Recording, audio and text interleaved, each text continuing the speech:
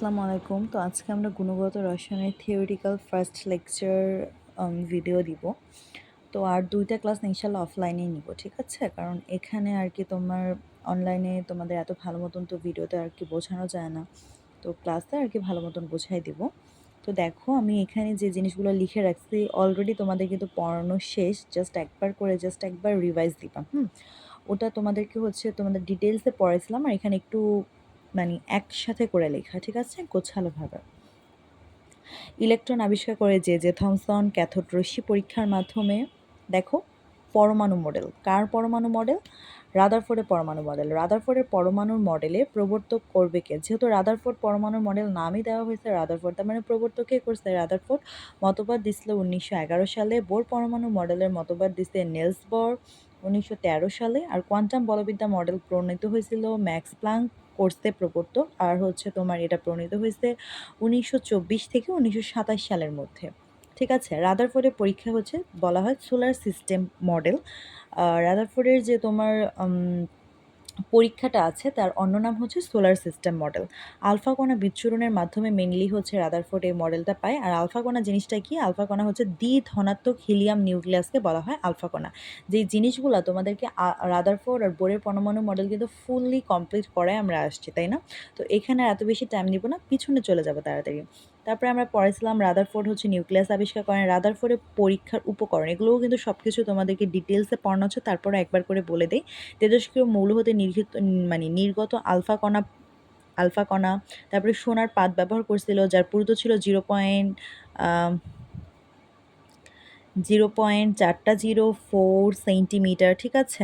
তো এই জিনিসগুলো সেন্টিমিটার মিটার এককে পড়ে নিবা। এবার আসো জিঙ্ক সালফাইড কালো আবরণযুক্ত পর্দা যেটা অনুপ্রভা সৃষ্টি করে, লেড ব্লক, তেজস্ক্রিয় রেডিয়াম, ইউরেনিয়াম এগুলো ছিল তার পরীক্ষার উপকরণ। আর এই যে পাতলা সোনার পাতটা এটা কিন্তু তোমাদের বইয়ে 0.404 সেন্টিমিটার দেওয়া, ঠিক আছে? তো এই জিনিসটা একটু দেখে নিবা।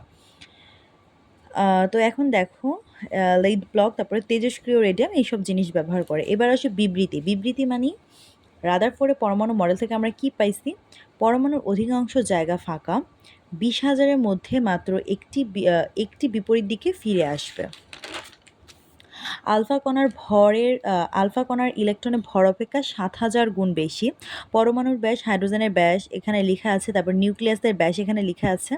ওকে, এবার একটা জিনিস খেয়াল করো, এই যে পরমাণুর ব্যাস, তারপর নিউক্লিয়াসের ব্যাস। পরমাণুর ব্যাস তোমাদের পড়াইছি 1 গুণ 10⁻⁻10 সেন্টিমিটার। আর নিউক্লিয়াসের ব্যাস তোমাদের পড়াইছিলাম 14 থেকে 15, তাই না? বাট এটা যেহেতু আমাদের আগের টাইমের নোট সে কারণে হচ্ছে তোমাদের একটু এটা যেহেতু অনেক আগের নোট তো বইতে একটু চেঞ্জ হয়েছে, দ্যাটস ওয়াই হচ্ছে এখানে একটু রেঞ্জগুলো ভুল লেখা আছে। আমি যে রেঞ্জগুলো তোমাদের লিখে দিছিলাম সেই রেঞ্জগুলো দেখে দেখে একটু পড়ে ফেলবা, ঠিক আছে? যেই দুইটা চেঞ্জ করে দিলাম এই দুইটাই চেঞ্জ, বাকি সব কিছু ঠিকঠাক আছে। বোর পরমাণু মডেল সম্পর্কে, বোর পরমাণু মডেল আমি বলছিলাম 3টা কথা পড়ে রাখবে। একটা হচ্ছে স্থির কক্ষপথ, আরেকটা হচ্ছে কৌণিক বেগ, আরেকটা হচ্ছে তোমাদেরকে শক্তি শোষণ বিকিরণ নিয়ে ধারণা। তো এইগুলো নিয়ে ধারণা দেওয়ার তো আর কিছু নাই। তারপরে ওখানে আরও অনেক কিছু শিখাইছিলাম তোমাদের। এবার দেখো বোর পরমাণু মডেল অনুসারে নিচের কোনটি ব্যাখ্যা করা যায়? আমি বলছিলাম একটা ইলেকট্রন যার মধ্যে থাকবে সেটাই ব্যাখ্যা করা যাবে। তার মানে এই 4টার মধ্যে কোনটা ব্যাখ্যা করা যাচ্ছে? হিলিয়াম ব্যাখ্যা করা যাচ্ছে। তার মানে আমাদের 4 নাম্বার হবে অ্যান্সার, ঠিক আছে? ওখানে কিন্তু ডিটেলস পড়াইছিলাম যে বোর পরমাণু মডেলের সীমাবদ্ধতা, বোর পরমাণু মডেলের অর্জন, তারপরে হচ্ছে রাদারফোর্ড মডেলের সীমাবদ্ধতা, রাদারফোর্ড মডেলের অর্জন, কী কী বিবৃতি করছে, দ্যাটস ইট। মানে আরও অনেক কিছু। বাট এখানে জাস্ট তোমাকে সারসংক্ষেপ যতটুকু তোমার পরীক্ষায় লাগবে ততটুকুই, ঠিক আছে? এবার দেখো বর্ণালী, হাইড্রোজেন বর্ণালী যেটা আছে বোর পরমাণু মডেল অনুসারে ব্যাখ্যা করা যায় সেটা একটু দেখা দিচ্ছি, ঠিক আছে? এখানে দেখো বলছে কি, লাইলি বলল প্রেমে বোকামির ফসল হয়। কথাটা তো আসলেই ঠিক। প্রেম প্রেম করলে কি আসলে তো বোকামির ফসলই হবে, তাই না? যারা ইন্টারমিডিয়েটে আমরা যারা এই ফল ইন লাভ, তাদের তো আসলে বাস ছাড়ার কিছু পরীক্ষায় মানে নাই কপালে। তো যাই হোক দেখো, এটা দিয়ে আমরা মনে রাখবো লাইলি। লাইলি মানে হচ্ছে লাইম্যান সিরিজ, বললো মানে বামার সিরিজ, প্রেমে মানে প্যাশ্চেন, বোকামি মানে ব্রাকেট, ফসল মানে ফুড, অ্যান্ড হয় মানে হচ্ছে হামফ্রিস, ঠিক আছে? এই 6টা সিরিজ মনে রাখবা। তার মধ্যে ফার্স্টের সিরিজটা হচ্ছে অতি বেগুনি, পরেরটা হচ্ছে তোমার দৃশ্যমান, এগুলোও কিন্তু তোমাদের পড়ানো। আর এই চারটা হচ্ছে অবহেলায় থাকবে, সেজন্য এই চারটার নাম হচ্ছে আইয়ার বা হচ্ছে অবলোহিত। হুম, মনে রাখবা যে এই চারটা হচ্ছে অবহেলায় হেলায় থাকে, সেজন্য এটাকে আমরা বলবো আইহার বা অবলোহিত। আর ফার্স্টেরটা হচ্ছে ধরো লাইলি নামের একদম অতি বেগুনি বেগুনি জামা পরতে পছন্দ করে, তাই লাইলি হচ্ছে বা লাইম্যান সিরিজ হচ্ছে অতি বেগুনি। আর বামার হচ্ছে দৃশ্যমান।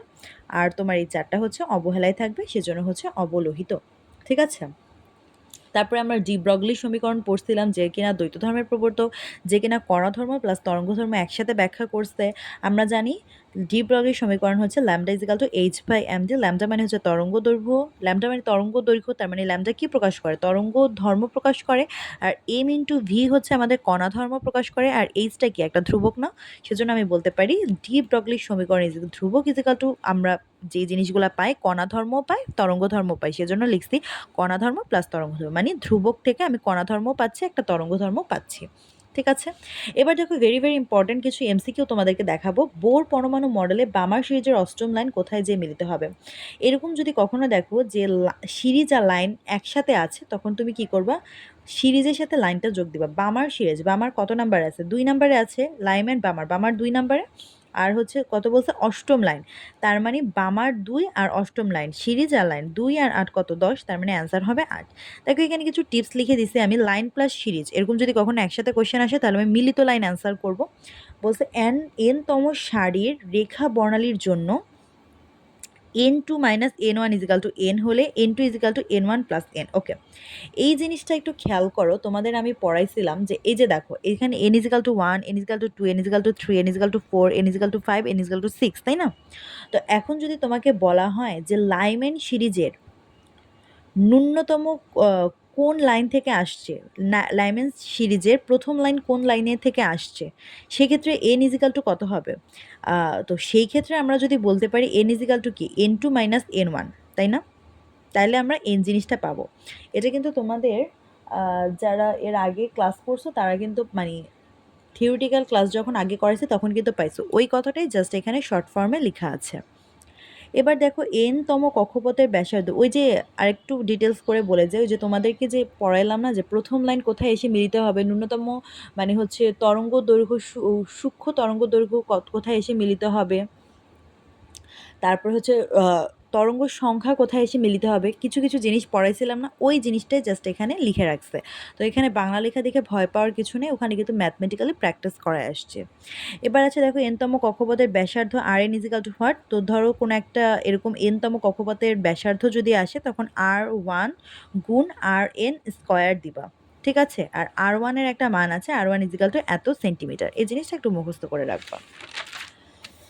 তারপরে দেখো এখানে এনতম কক্ষপথের বেগ আছে, এনতম কক্ষপথের শক্তি আছে। যদি বলা হয় কখনো যে এনতম কক্ষপথের শক্তি কত, তো তখন তুমি হচ্ছে যততম কক্ষপথ দেওয়া থাকবে তার উপর স্কোয়ার করে এই সূত্র অ্যাপ্লাই করে বের করবা। আর আমি বলছিলাম যে এন এর মান যত পূর্ণতরঙ্গ তত। কখনো যদি জিজ্ঞেস করে পূর্ণতরঙ্গে কতটি, তখন বলবা এন এর মান যতটি পূর্ণতরঙ্গ ততটি। ঠিক আছে। আবার দেখো এখানে যদি এনতম কক্ষপথের বেগ নির্ণয় করতে পারে, V N is equal two v1 গুণ 1 মাইনাস 1/n। v1 এর মান কত? v1 হচ্ছে 2 পাই ই স্কোয়ার জেড, জেড মানে হচ্ছে প্রোটন সংখ্যা, আর এইচ গুণ এন, এন মানে হচ্ছে কক্ষপথ, এইচ মানে হচ্ছে প্লাঙ্ক ধ্রুবক।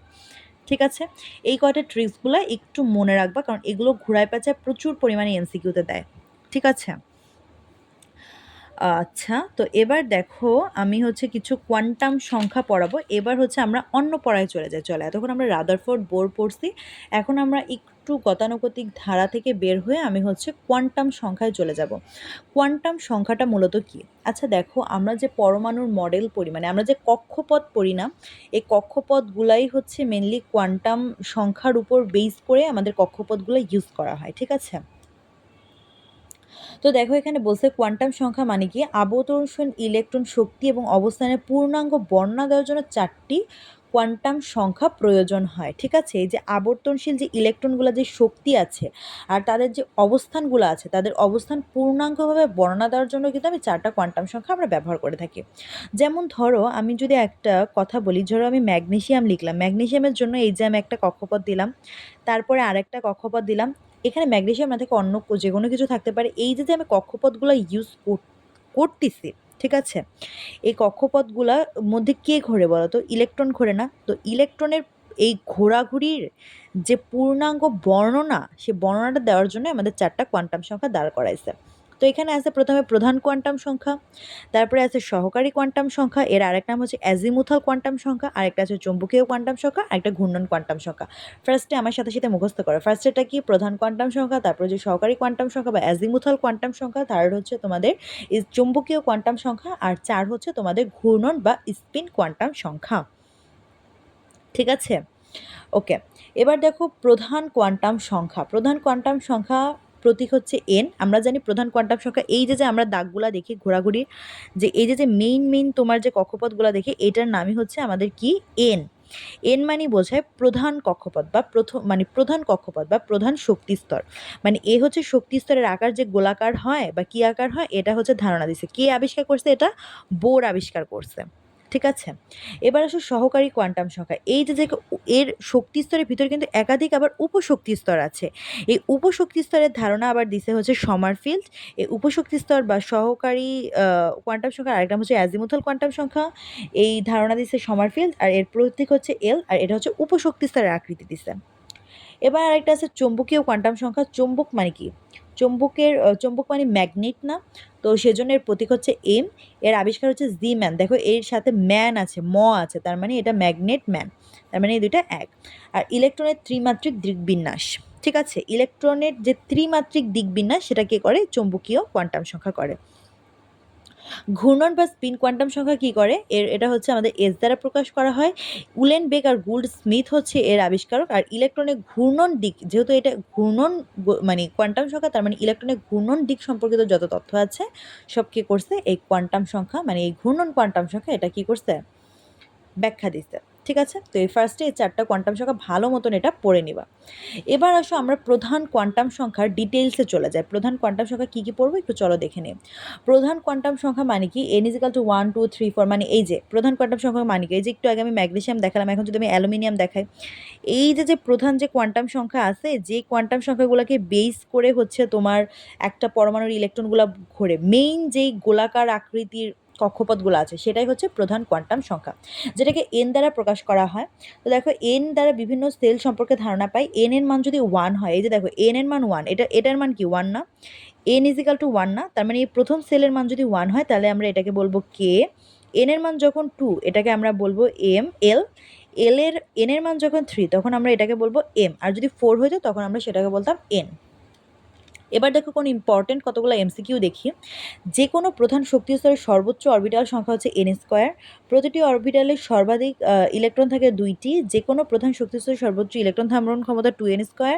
যে কোনো উপশক্তি স্তরের সর্বোচ্চ অরবিটাল সংখ্যা হচ্ছে 12+1, আর অরবিটালে ইলেকট্রন ধারণ ক্ষমতা হচ্ছে 2 × 12+1। এই 5টা জিনিস একদম মানে কি বলবো, টানা মুখস্থ। ঠিক আছে, এবার দেখো বলা হয়েছে পরমাণুর এল সেলের সর্বোচ্চ ইলেকট্রন ধারণ ক্ষমতা কত। দেখো আমরা একটা সূত্র পড়ছি কি, কোনো পরমাণুতে সর্বোচ্চ ইলেকট্রন ধারণ ক্ষমতা হচ্ছে 2n²। তার মানে এল মানে কি? এল মানে হচ্ছে n = 2। তার মানে আমরা সূত্র জানি যে কোনো প্রধান শক্তি স্তরে ইলেকট্রন ধারণ ক্ষমতা হচ্ছে 2n²। তার মানে এল মানে 2, এন এর জায়গায় আমি কত বসবো? 2 বসাবো। তাহলে 2 × 2² কত হবে? 8। 2 করলে 4, 4 2 8। ঠিক আছে, এবার দেখো আয়রনের পরমাণুর এন সেলে ইলেকট্রন সংখ্যা কতটি। তো তুমি প্রথমে কি করবা? আয়রনের ইলেকট্রন বিন্যাস করবা। ইলেকট্রন বিন্যাস করার পরে দেখো এই যে 4, আচ্ছা একটা জিনিস খেয়াল করবা, এই যে পরমাণুর ইলেকট্রন বিন্যাস করলে না, তার সামনের যে অক্ষরটা থাকবে, এই যে 1 1s², 2s², 2p6, 3s², 3p6, ঠিক আছে, 4s আগে যাবে, তারপরে 3d-তে যাবে। তো এই যে তোমার এই যে আগের যে সংখ্যাগুলা, এই সংখ্যাগুলা নির্দেশ করে তোমার প্রধান কোয়ান্টাম সংখ্যা। ঠিক আছে, তার মানে 4 মানে কি? 4 মানে হচ্ছে আমাদের 4 মানে হচ্ছে আমাদের n = 4, মানে এন তম সেলে অবস্থান করে। তম সেলে তার মানে কয়টা ইলেকট্রন আছে? দেখো এখানে আছে ইলেকট্রন আছে 2টা। এস এর উপর কয়টা ইলেকট্রন লেখা? 2টা। তার মানে আমার অ্যান্সার কয়টা হবে? 2টা। ঠিক আছে, এই জিনিসগুলো একটু ভালো করে বুঝতে হবে। তারও আগে বুঝতে হবে এই ইলেকট্রন বিন্যাস কি তোমরা বুঝো কিনা, এটা একটু ভালো মতন দেখতে হবে। ইলেকট্রন বিন্যাস যদি না বুঝো কেউ, তাহলে এখন কি করতে হবে বলো তো? আবার ভর্তি হতে হবে ক্লাস 9-10-এ। আচ্ছা, জাস্ট কিডিং, তোমরা একটু ভালো মতন শিখে নিবা ইলেকট্রন বিন্যাসটা। ঠিক আছে, তাহলেই দেখবা হয়ে যাবে। এবার আসো সহকারী বা অ্যাজিমুথাল কোয়ান্টাম সংখ্যা, যাকে এল দ্বারা প্রকাশ করা হয়। এল বর্ণালীতে সূক্ষ্মরেখার উৎপত্তি যার দ্বারা ব্যাখ্যা করা যায়। এল এর মান হচ্ছে 0 থেকে n-1 পর্যন্ত। এই কথাটা মনে রাখো, এল এর মান কত? 0 থেকে n-1 পর্যন্ত। এল হচ্ছে উপশক্তি স্তর কতটি সম্ভব সেটা দেখা যায়। উপশক্তি স্তর কি? একটা প্রধান শক্তি স্তরের ভিতরে অনেকগুলো উপশক্তি স্তর থাকে, যেমন একটা গ্রহ সাথে অনেকগুলো উপগ্রহ থাকে, ঠিক তেমনই একটা শক্তি স্তরের ভিতরে অনেকগুলো কি উপশক্তি স্তর থাকে। তো এই উপশক্তি স্তর সম্পর্কে এল ধারণা দেয়। তো এন এর মান যত, এল এর মান হচ্ছে 0 থেকে n-1 পর্যন্ত। তো ধরো কোনো কিছুর একটা এন এর মান হচ্ছে 1, তাহলে মানে এল এর মান কত হবে? 0 হবে। আর n-1 মানে কত? এন এর মান যদি 1 হয়, তার মানে এখানে 1 বসে, তাহলে 1 - 1 মানে কি 0, তার মানে এটা পুরোটাই হচ্ছে 0। তার মানে উপশক্তি স্তর হচ্ছে 1s। ঠিক আছে, এবার দেখো n = যদি 2 হয়, তাহলে এল এর মান, এন এর মানের উপর এল এর মান নির্ভর করে, এল এর মানের উপর এম এর মান নির্ভর করে, এম এর মানের উপর আবার এস এর মান নির্ভর করে। ঠিক আছে, কি বলছি? শক্তি স্তর চারটার মধ্যে এন এর মান এন এর উপরই নির্ভর করে, এন আর কারোর উপর নির্ভর করে না।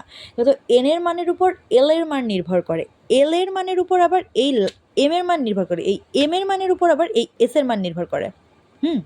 তো দেখো এখানে আমি যদি n = যদি 2 হয়, তাহলে l = কী হবে? প্রথমে 0, তো একটা 0 বসায় যাবে, কারণ 0 থেকে এত পর্যন্ত, তাহলে আমি ফার্স্টে 0 বসাইলাম। তারপরে দেখো এই n = 2 হলে আমি এখানে 2 বসাই, তাহলে 2 - 1 করলে কত হয়? 1। তার মানে 0 আর 1, তার মানে একটা দুইটা, তার মানে সেজন্য আমি লিখছি 2s 2p, দুইটা হয়েছে। এবার দেখো n = যখন 3 হয়, এল এর মান কত হবে? এল এর মান 0 থেকে n-1, তার মানে 0, তো আমি 0 প্রথমে 0 বসাইলাম, তা 3 থেকে 1 বাদ দিলে কত হয়? 2। 2 মানে কত? 2 পর্যন্ত যাইতে গেলে কত হইতে হবে? 1, তারপরে না 2, তাই না? সেজন্য আমি লিখছি 1 2, 0 1 2, সেজন্য তিনটা সংখ্যা, সেজন্য 3s 3p 3d। n = 3 হলে উপশক্তি স্তর কয়টা হবে? 3টা হবে, 3s 3p 3d। আর এখানে আমি 3 3 কেন লিখছি? কারণ আমরা একটু আগে পড়ে আসছি ইলেকট্রন বিন্যাসে, যে এই যে সামনের যে 3 এগুলো দ্বারা প্রকাশ করায় এন এর মানে হচ্ছে প্রধান শক্তি স্তরটা প্রকাশ করায়, সেজন্য প্রধান শক্তি স্তর যদি 3 হয় সবগুলোর সামনে, তাই আমি 3 বসাইছি। ঠিক আছে, এবার দেখো n = 4 হলে এল এর মান হচ্ছে, দেখো n = 4 হলে এল এর মান 0 থেকে শুরু, তাই আমি ফার্স্টে 0 বসালাম। আর 4 থেকে যদি তুমি 1 বাদ দাও, তাহলে কত হয়? 3 হয়। তাহলে 3 মানে কত? 1 2 তারপরে 3, সেজন্য 1 2 3। সেজন্য 0 মানে হচ্ছে 4s, 1 মানে হচ্ছে 4p, 2 মানে হচ্ছে 4d, আর হচ্ছে 3 মানে হচ্ছে 4f। ঠিক আছে, আর একটা জিনিস মনে রাখবা, s মানে হচ্ছে 0, p মানে হচ্ছে 1, d মানে হচ্ছে 2, f মানে হচ্ছে 3। এই কয়টা জিনিস একটু মাথায় রাখবা। ঠিক আছে, এটা মাঝে মাঝে পরীক্ষায় আসে, SPDF। এটা দিয়েও কিছু কিছু এমসিকিউর ম্যাথ আছে, সেই ম্যাথগুলো ইনশাল্লাহ আমরা পরে সলভ করব, বা তোমরা নিজেরাও সলভ করতে পারবা। ঠিক আছে, একটু আগে মাথায় আর কি রাখতে হবে।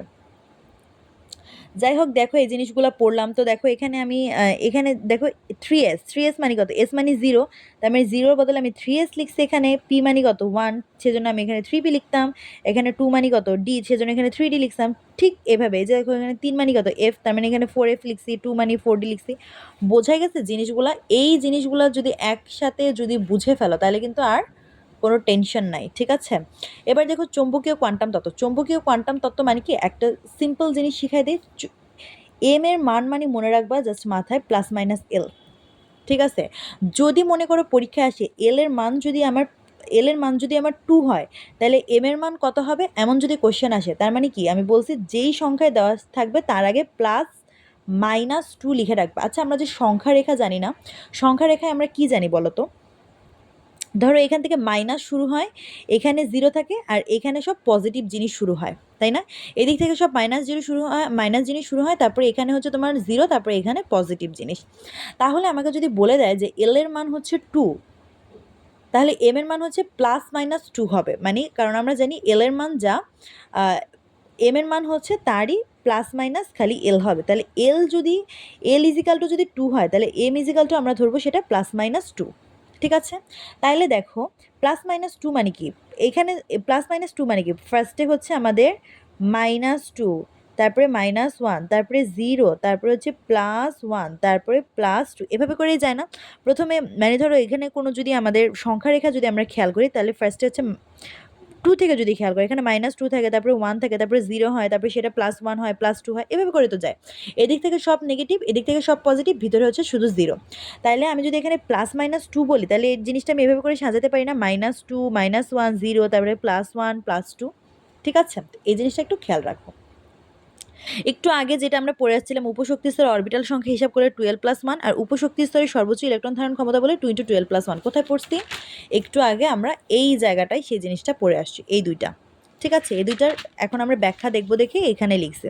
দেখো L = 0 হলে M = 0 হবে, কারণ আমি L মানে হচ্ছে +-M, তার মানে 0 হলে 0 তো আর +- থাকে না, সেজন্য M = 0। আর উপশক্তি স্তরের অরবিটাল উপশক্তি স্তরের অরবিটাল সংখ্যা কত হবে?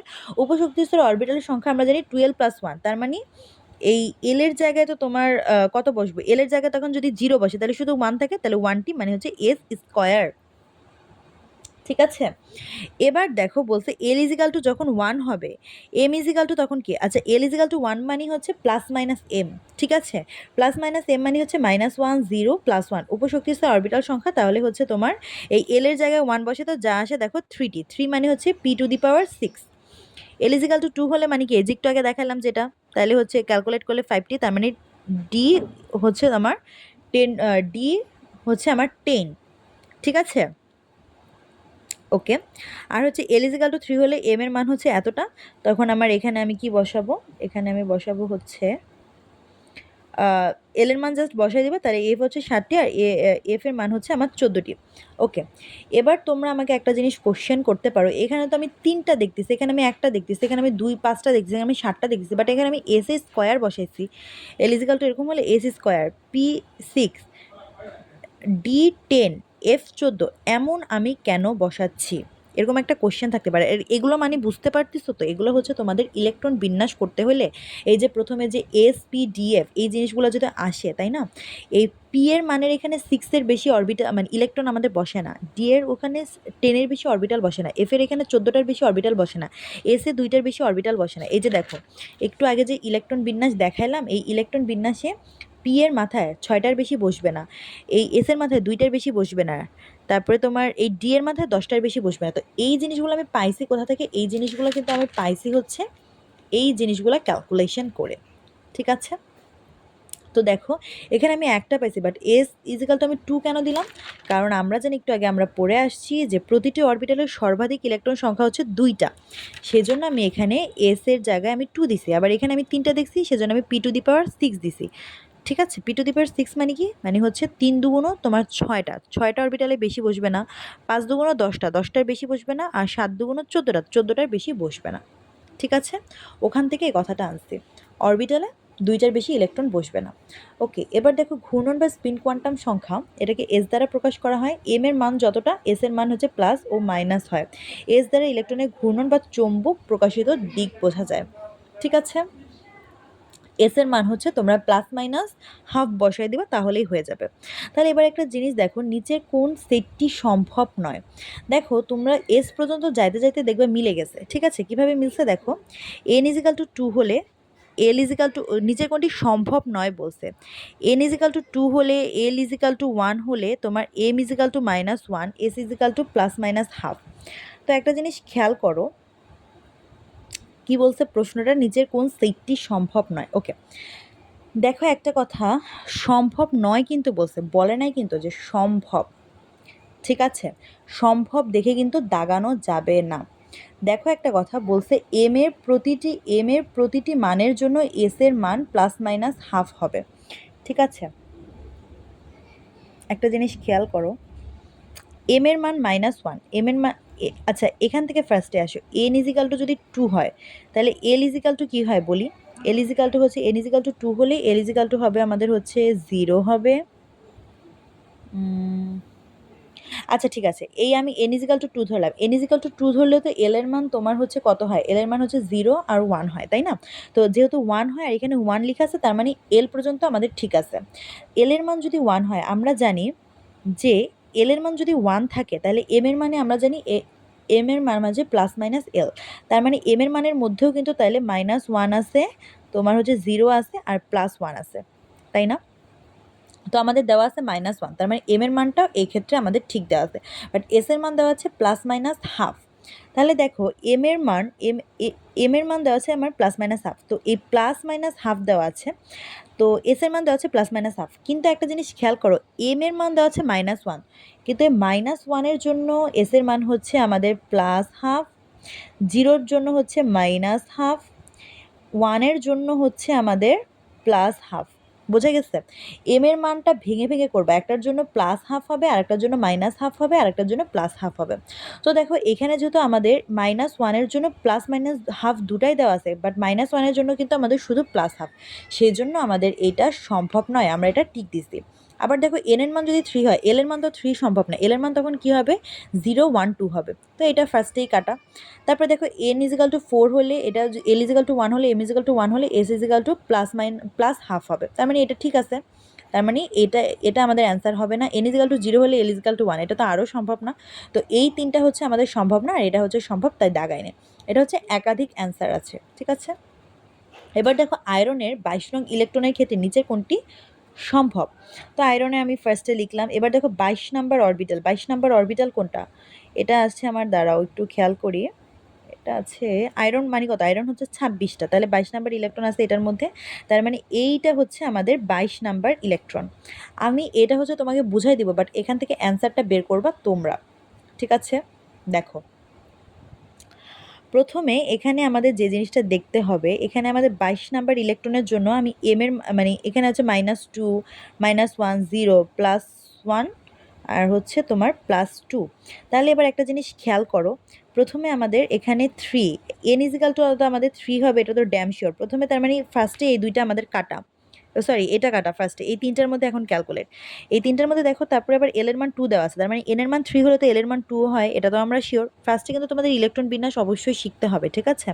তো ইলেকট্রন বিন্যাসটা করার পরে এই যে এইটার তারপরে হচ্ছে ভাঙানোর পরে দেখবা হচ্ছে এটার মধ্যে যে 6টা ইলেকট্রন আছে, ডিতে তো তোমার 5টা থাকে তাই না ঘর, সেজন্য এখানে আমি 2টা দিচ্ছি। তো এইটা তোমাদের বোঝার বিষয় না, যেটা বোঝার বিষয় এটা হচ্ছে এই যে ইলেকট্রনটা আছে, এই ইলেকট্রনটা হচ্ছে -1 দাঁড়াইছে তাই না, তো এম এর মান -1, আবার আমাদের এই দুইটাই আছে, তো এইটাও এখন বাদ, এই দুইটার মধ্যে ক্যালকুলেশন। তো এবার দেখো এস এর মান দেওয়া আছে, এস এর মান একটা দেওয়া আছে প্লাস, একটা দেওয়া আছে মাইনাস, তো এইটা ফার্স্টে হবে প্লাস, তারপরে হবে মাইনাস, তারপরে হবে প্লাস, তারপরে মাইনাস, তারপরে প্লাস, তো এটা হচ্ছে প্লাস মাইনাস, তারপরে মাইনাস দেওয়া আছে এইটাই, তার মানে এটাই হবে আমাদের অ্যান্সার, ঠিক আছে।